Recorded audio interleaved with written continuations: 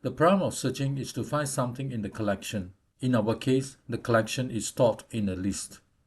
More often than not, what we are searching is the key, but actually we are usually interested in the content associated to the key. For example, in real life, when we are looking for a book, we are actually interested in the content of the book, but we still need to use the title or author, which are the keys to get the book. In our discussion, we ignore this fact about the associated content and focuses only on searching by the key. So back to the problem of searching. When we are given a prompt, what is our immediate reaction to solve the problem? All the items are in one place. The most straightforward way is to go through every single one to find what you are looking for. So this is our first solution. Here is an example. We have the list of items 5, 2, 3, and 4. Now suppose we want to search for 3.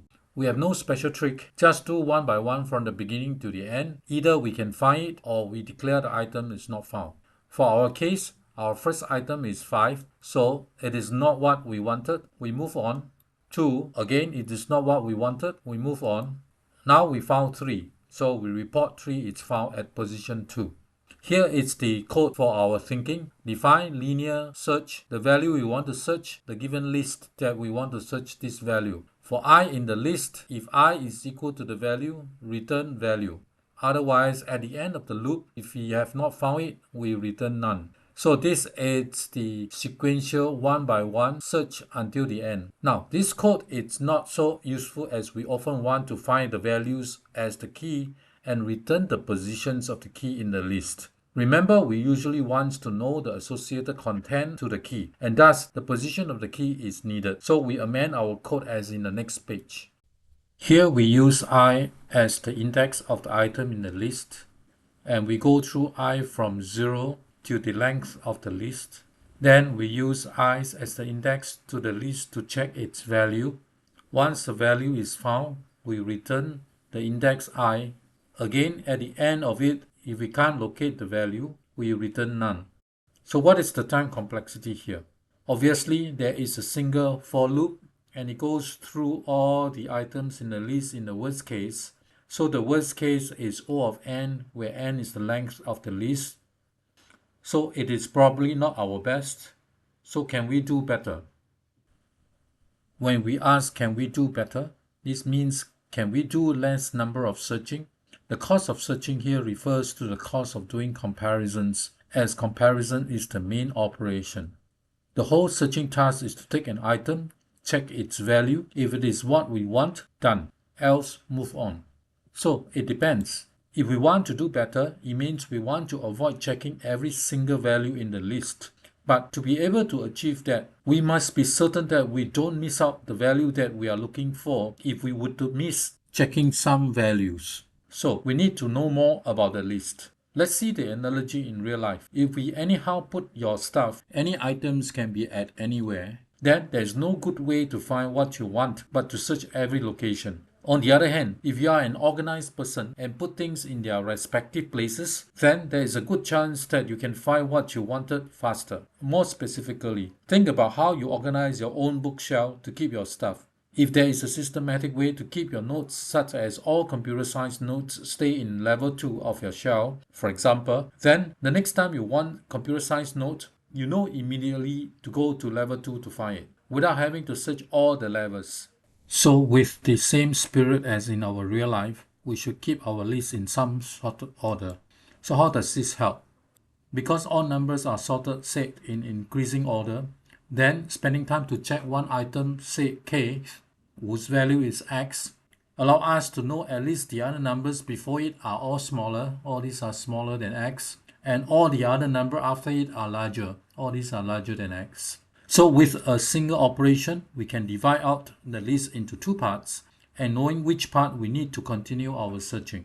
That is to say that a single operation gives us more than one answers.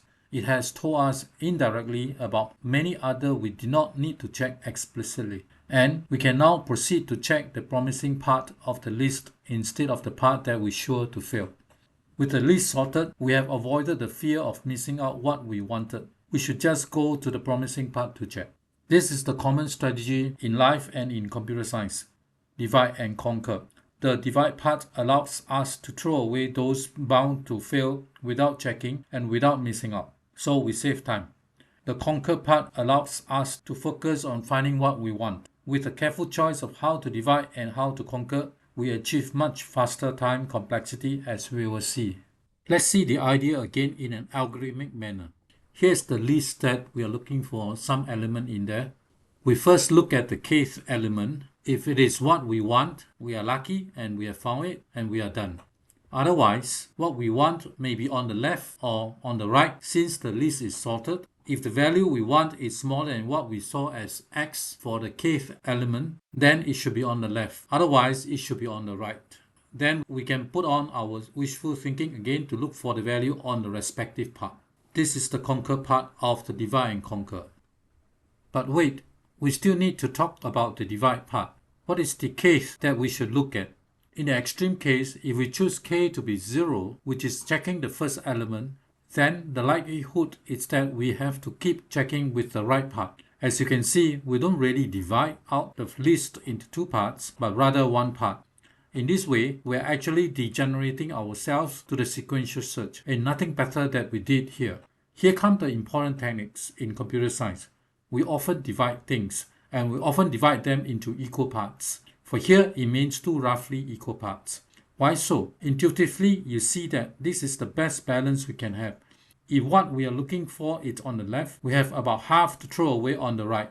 If, on the other hand, what we are looking for is on the right, we also have the other half on the left to throw away too.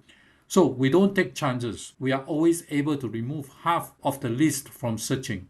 This is the complete idea of binary search, as you will see next. It is actually the same as the previous slide, with the k element being replaced by middle element. Here, middle element is roughly middle in the sense that when the list has odd number of elements, then the middle guy is clear. But if the list has even number of elements, there are two choices of middle guy that we can use either one of them.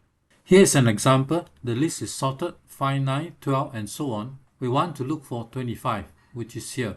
First, we find the middle guy. As the list has 10 elements, which is even. The middle guy is either 25 or 34. Let's just say that we always use the larger one, which is 34, and 34 is not what we wanted. And 25 as what we want, it's smaller than 34, so we repeat our search on the left side with 5 elements now.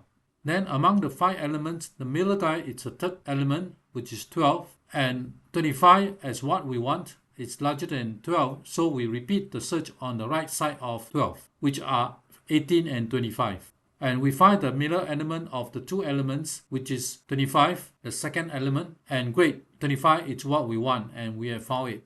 In total, you see that we have found it in 3 searches. As in our example, we use 3 comparisons to find our 25. In contrast, if we were to use linear search, we will need 5 comparisons, as 25 appears as the 5th element in the list. Of course, in comparison to linear search, we perform also finding the median, which was not a cost for linear search. Still, this calculation is constant as we know and does not change the time complexity. In general, binary search performs much better than linear search on average, especially when the list is super long. Let's see the Python code. The codes are divided into 3 parts. Step 1, find the middle guy. Notice before finding it, we need to be sure that we are looking for the list from low to high. If the low is already higher than the high, then we have nothing to find. The key that we try to find does not exist in the sequence. Step 2, check the obvious case for the middle guy. If found, return the index. Otherwise, step 3a, if it is on the left part, we call the routine again with low as the same as the original low, but the list can now be cut till the middle minus 1. Step 3b, if not less than means it's larger than, then we do the similar stuff for the right part, with starting from middle plus 1 until the high. We start the recursion with the helper function with the list at 0 till the length of the list minus 1. Let's run through the code with another example. This time we're looking for 11, which is not in the list. We call the helper starting from 0 till 9 as there are 10 elements. First, we found the middle, the sixth element, 34. 34 is not what we are looking for. We then repeat our helper from low till mid minus 1, which is 0 till 4, the left part of the list, because 34 is larger than what we are looking for. Then we find the middle again out of the 5 elements, which is the third one, and this number 12 is again not what we are looking for. So our 11 is on the left side. In this case, 11 is indeed less than 12, so we call helper 0, 1, and we are left with 2 elements, 5 and 9. The middle is actually the second element, which is 9, and 9 is not what we are looking for, and 9 is smaller than what we are looking for, and so we go to the right of 9. In this case, our helper now is 2, 1. Our low is higher than our high, and therefore we have no more elements to look, and number 11 cannot be found. The helper function then returns none. To sum up our discussion on binary search, we see that each step of the binary search eliminates the problem size by half. The problem size gets reduced to 1 very quickly. This is a simple yet powerful strategy of having the solution space in each step. Then what is the order of growth? That is the time complexity, which is O of log n. How do we get that? We started with n, then we halve it and quarter it and so on until equal to 1. So this x is the number of iterations we go through. Solving this equation, we have n equal to 2x and x is equal to O of log n. Can we still do better than ON? I shall leave this to you to discover. For this discussion on binary search, we assume we have a sorted list. In our next video, we will see how to do sorting.